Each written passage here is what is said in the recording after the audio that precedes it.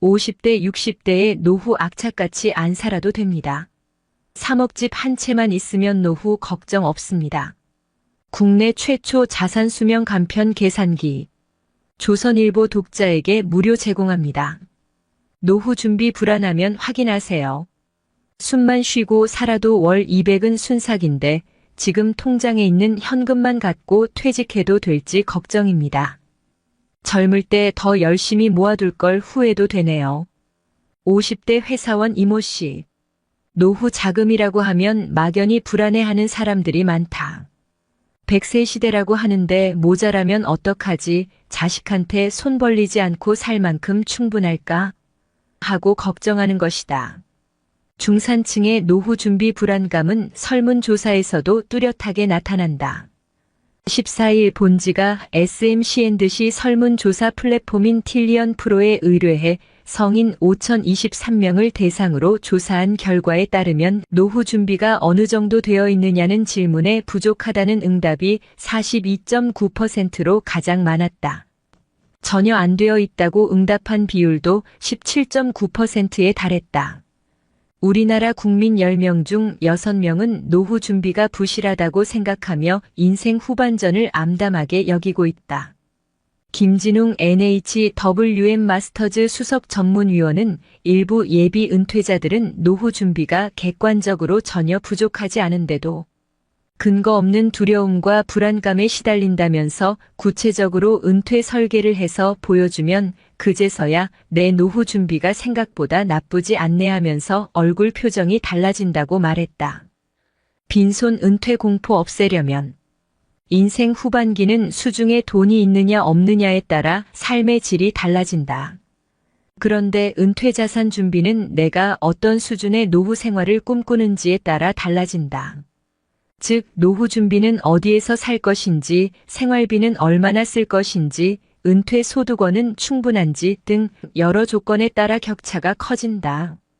김진영 밸런스 자산연구소 대표는 건강하게 오래 살기 위해 병원에서 건강검진을 받듯 행복한 노후 생활을 보내려면 재무 구조를 미리 점검해야 한다면서 진단 결과에서 문제점을 발견했다면 스스로 조정하거나 전문가에게 도움을 받아 대비하면 된다고 말했다.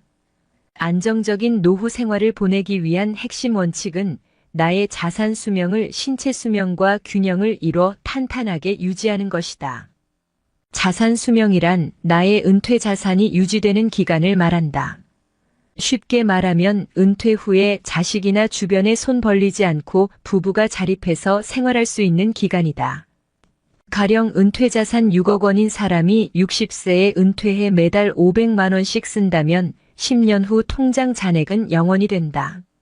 이렇게 통장 잔액이 제로가 되는 70세가 바로 이 사람의 자산 수명이다운 용수익 미고려. 과도한 노후 불안감은 구체적인 재무 계획을 세우고 데이터를 시각화하면 덜어낼 수 있다. 경제적 자산 수명이 신체적 평균 수명보다 길다면 무전장수 걱정은 하지 않아도 된다. 하지만 은퇴 자산을 아무리 많이 준비했어도 자산 수명이 평균 수명보다 짧다면 노후 파산 위험에 대비해야 한다. 은퇴 자산 2억 원, 국민연금 월 103만 원으로 은퇴할 예정인 60세 남성 어 씨를 예로 들어보자. 어 씨는 부부 생활비로 월 평균 300만 원 정도만 쓸 예정이고 요양보호사로 69세까지 계속 일할 계획이다. 이를 토대로 어 씨의 자산 수명을 계산해보면 86세가 나온다. 평균 수명 83세보다도 3년이나 길다. 자녀 지원, 중대질병 등의 돌발 변수만 생기지 않는다면 어 씨는 노후 생존 기간을 재정적으로 불안해하지 않아도 된다. 만약 자산 수명이 평균 수명보다 짧다면 어떻게 해야 할까? 자산 수명을 늘리는 방법은 여러 가지다. 은퇴 시기를 늦춰서 더 오래 일하거나 아니면 자녀에게 용돈을 넉넉히 받거나 혹은 적극적으로 자금 운용을 해서 투자 수익률을 올리면 된다. 부동산 쏠림이 강한 한국적인 특성을 고려한다면 주택 다운사이징 규모 축소 같은 방법을 활용해 여유 자금을 확보할 수도 있겠다.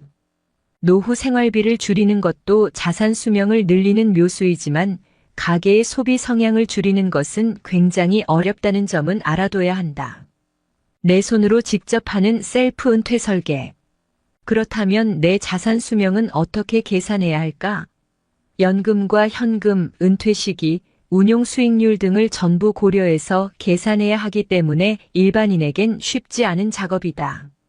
막막한 중산층 독자들을 위해 조선일보 왕개미 연구소가 연금 솔루션 개발업체 셀리몬과 함께 국내 최초로 자산 수명 간편 계산기를 만들었다. 안방에서 간단히 해볼 수 있는 셀프 은퇴 설계 도움이다. 조선일보 독자에게는 무료로 제공한다. 회원 가입 없이 기사 하단에 있는 자산 수명 간편 계산기에서 기본 정보를 입력하고 확인하면 된다. 아래 4가지 주의 사항만 숙지하면 내 노후 준비 수준을 비교적 정확히 파악할 수 있다. 세금, 건강보험료, 물가 상승률 등을 전부 반영한 정확한 은퇴 설계는 금융회사 전문가에게 도움을 받자. 이것만은 꼭. 1. 금융자산은 내가 가진 총 자산 중에서 오로지 나의 노후 생활에 쓸 수 있는 금액만 입력해야 한다. 내가 거주하는 집, 상속용 부동산, 자녀 결혼 자금이나 주택 마련 지원 등은 빼야 한다. 수년 후에 퇴직금을 받긴 하지만 주택 대출금을 상환할 예정이라면 역시 포함시키면 안 된다. 종신보험 역시 내가 사망해야 돈이 나오므로 빼야 한다. 이국민연금 예상 수령액은 집으로 매년 배달되어 오는 국민연금공단 우편물을 보면 알 수 있다. 만약 기억하지 못한다면 국민연금 노후준비 서비스 사이트를 이용하면 된다. 단 인증서 등으로 실명 확인을 해야 하기 때문에 번거로울 수 있다. 국민연금공단 국번 없이 1355에 본인이 직접 전화로 문의해도 알려준다. 3. 노후 생활비는 가정마다 기준이 다르기 때문에 일률적으로 말하긴 어렵다. 통상 나이가 들수록 활동량이 줄기 때문에 돈은 덜 쓰게 된다. 물론 주택 대출금이나 출가하지 않은 자녀 등이 있다면 은퇴 후에도 적지 않은 금액일 것이다. 통계청 가계금융복지조사에 따르면 2022년 기준 은퇴 부부가 월 평균 적정 생활비라고 생각한 금액은 314만 원이다. 4 이상 수익률은 본인이 결정해 입력해야 한다. 은퇴 후 자산을 예적금 등 안전자산으로만 굴린다면 올해 기준 연 34% 정도는 가능하다. 좀 더 공격적으로 운용한다면 고수익을 기대할 수도 있지만 그만큼 손실 위험이 크기 때문에 노년기엔 바람직하지 않다. 투자 큰손인 국민연금의 최근 10년간 연평균 수익률이 2013만 2022년은 4.7% 정도다. 노후엔 부동산 금융자산 50대 50으로 유지하라. 나이가 환갑쯤 되면 자녀들이 결혼해 독립하기 시작한다. 독립한 자녀들이 다시와 같이 살 가능성은 거의 없다. 몇 년 전 서울시에서 65세 이상 된 부부들에게 물었다. 2분 중 1분이 돌아가시고 혼자 남으면 다시 자녀들과 함께 살겠습니까? 그러겠다고 답한 사람은 20%밖에 안 됐다. 50%는 자녀들하고 멀지 않은 데서 혼자 살겠다고 했고 나머지 30%는 실버타운 같은 요양시설로 가겠다고 응답했다. 즉 응답자의 80%가 자식에게 기대지 않고 혼자 살겠다는 뜻을 밝힌 것이다. 자식들이 독립해 다 나가면 집에는 부부 둘만 남는다. 그중 한 사람은 아플 수도 있다. 이 시기를 부부 간병기라고 부른다. 그러다 한 사람이 떠나고 혼자 남게 되는데 그로부터 몇 년 뒤 남은 배우자도 세상을 떠난다. 30여 년 사이 이런 일들이 벌어진다. 30년이라는 시간은 결코 짧지 않다. 그 과정에서 나는 어디서 누구와 어떻게 살 것인지를 잘 생각해 봐야 한다. 나이가 100세를 넘은 사람을 흔히 100세인이라고 한다. 2018년 말 기준 주민등록상 100세인은 18,500명가량이다. 그들은 주로 어디에서 생활할까? 절반 이상이 요양병원에 있다. 옛날처럼 공기 맑고 경치 좋은 시골 장수마을이 아니다. 나는 그런데 안 갈 거야 라고 생각하는 사람이 많겠지만 현실은 그렇지 못하다. 필자 또한 이미 각오하고 어디가 좋을지 미리 조사하고 있다. 반면 자식들이 시집, 장가를 갈 때쯤 오히려 큰 집으로 이사하고 싶어 하는 사람이 있다. 필자의 아내도 왜 큰 집이어야 하느냐고 물으니 집이 넓어야 사위가 와서 자고 간다는 대답을 했다. 냉정하게 따져보자. 사위나 며느리가 자고 가는 일은 그리 많지 않다. 현재 우리나라 인구는 5,100만 명, 가구 수는 2,020만 정도 된다. 1980년대만 해도 혼자 사는 가구와 둘이 사는 가구를 합친 비율이 15% 안팎이었다. 2019년에는 12인 가구 비중이 58%로 늘었다. 2045년에는 71%로 늘어날 전망이다. 일본은 이미 수년 전 12인 가구 비중이 60%를 넘어섰다. 우리나라도 일본도 가정 대부분이 혼자 아니면 둘이 사는 시대가 된 것이다. 아직도 서울에서는 재건축 소식이 들려오면 현재 살고 있는 집보다 몇 치가 더 늘어나는지를 궁금해한다. 조심해야 한다. 고층 아파트 슬럼화 남의 일 아니다. 노년의 고층 아파트에 사는 문제도 잘 생각해봐야 한다. 8년 전쯤 얘기다. 일본에서 난리가 났다. 오하라 레이코라는 유명 탤런트가 사망한 지 사흘 만에 집에서 발견됐기 때문이다. 고독사였다. 일본이 발칵 뒤집혔다. 어느 현도의 뉴타운 단지 하나를 조사해봤더니 과거 3년 동안 고독사한 사람이 25명이었다. 이들이 사망 후 발견되기까지 얼마나 걸렸는지를 조사해보니 평균 21.3일이라는 결과가 나왔다. 얼마나 비극인가. 공식적으로 발표된 자료는 없지만 우리나라도 크게 다르지 않으리라는 생각이 든다. 왜 이런 일이 생기는 것일까? 사람들이 자주 드나드는 곳에 살지 않기 때문이다. 자식과 함께 살지 않는다면 마음 터놓고 왕래할 수 있는 이웃이라도 있어야 한다. 노인에게 이웃집만 한 복지시설도 없다. 지지난해의 일이다. 일본인 지인 한 명과 서울 강남 고층 아파트 앞을 지나가면서 이 아파트가 한국에서 가장 비싼 곳이라고 알려줬다. 그랬더니 대뜸 그는 이렇게 말했다. 10여 년만 지나면 한국도 초고령화 사회가 되는데 그때 이 아파트 가격은 어떻게 될까요? 아파트 슬럼화 문제를 진지하게 고민해야 하는 이유다. 최근 빅데이터로 본 일본 부동산 시장의 전망이라는 제목의 자료를 읽었다. 일본 노후 아파트들이 재건축을 못해 슬럼화돼 가고 있다는 내용이었다. 아파트를 구분 소유주택이라고 부르며 구분 소유주택을 재건축하려면 주민의 80%가 찬성해야 하는데 입주민의 대다수를 차지하는 노인들이 재건축을 귀찮아한다는 것이다. 또 자료에 의하면 재건축에 성공하려면 두 가지 조건이 충족돼야 한다. 첫째는 위치가 좋아야 하고 둘째는 저층이어야 한다. 아파트를 고층으로 올려야 수익이 나기 때문이다. 그런데 아파트 대부분이 위치가 별로이거나 이미 고층이라 재건축도 힘들어 슬럼화돼 간다는 것이었다. 그나마 성공한 지역은 지진으로 무너진 곳이라고 하니 웃어야 할지 울어야 할지 모르겠다. 사실 우리가 일본을 걱정할 때가 아니다.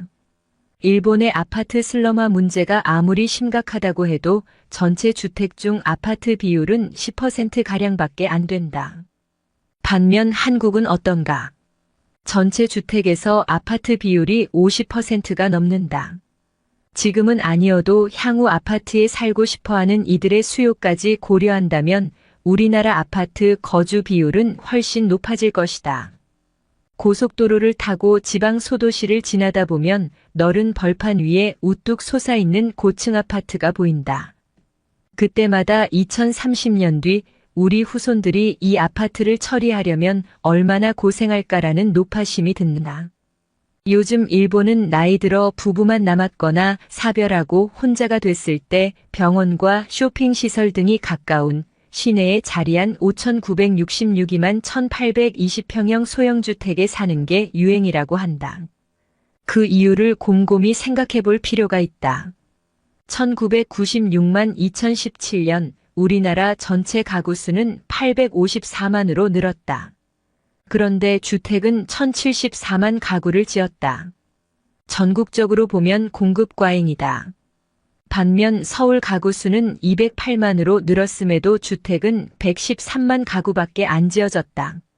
서울 아파트 가격 급등 요인 중 하나는 여기에 있다고 봐야 할 것이다. 그렇다면 서울 가구 수는 왜 이렇게 늘어났을까?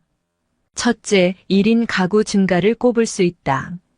둘째, 서울에 거주하는 고령 인구가 늘었기 때문이다.